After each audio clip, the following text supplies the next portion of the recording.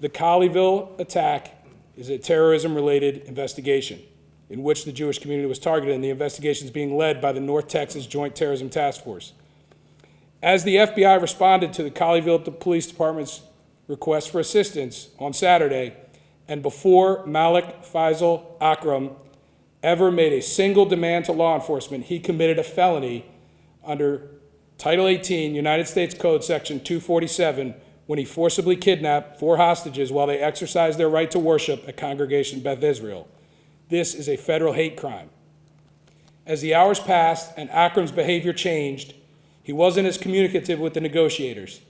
He became combative and issued ultimatums and deadlines. As my leadership team and I were making this assessment, Rabbi Charlie and the hostages seemed to have come to a similar conclusion.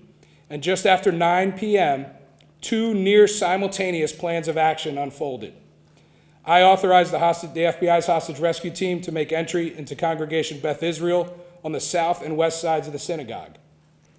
As the teams approached, FBI Dallas SWAT encountered the 3 remaining hostages running from the northeast exit of the synagogue. The teams continued moving to the synagogue and made entry into the building. Akram's death was a result of the deadly force employed by the FBI. I would just say that we were fearful the whole time, right? It's hard not to be with someone with a gun in their hand, kind of pointing it at you the whole time. The first, hour or so, hour and a half, was extremely, extremely upsetting, extremely terrifying, and there was a long period of calm conversation. Again, once he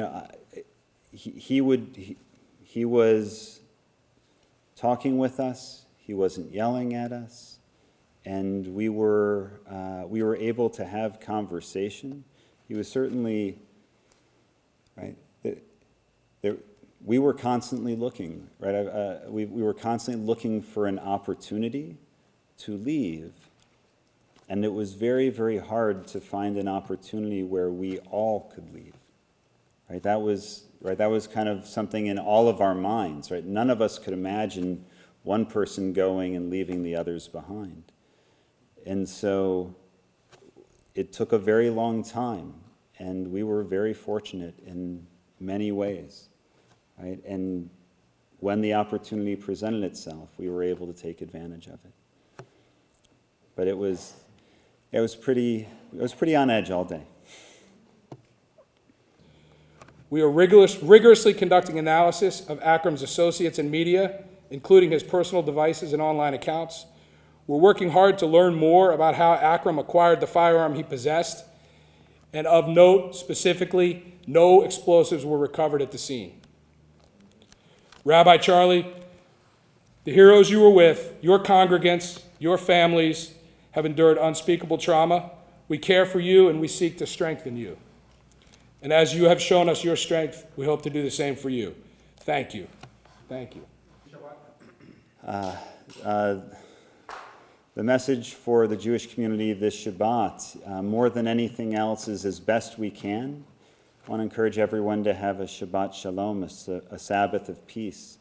God willing, we're able to find a sense of wholeness with our families, with our communities, and that is that sense of peace that comes with every Sabbath, each and every week, and that's our opportunity to help make Shabbat a day of holiness, to make it a unique day out of the entire week, and we all desperately need that sense of peace. And I would extend that not only to the Jewish community, I would extend that to all communities.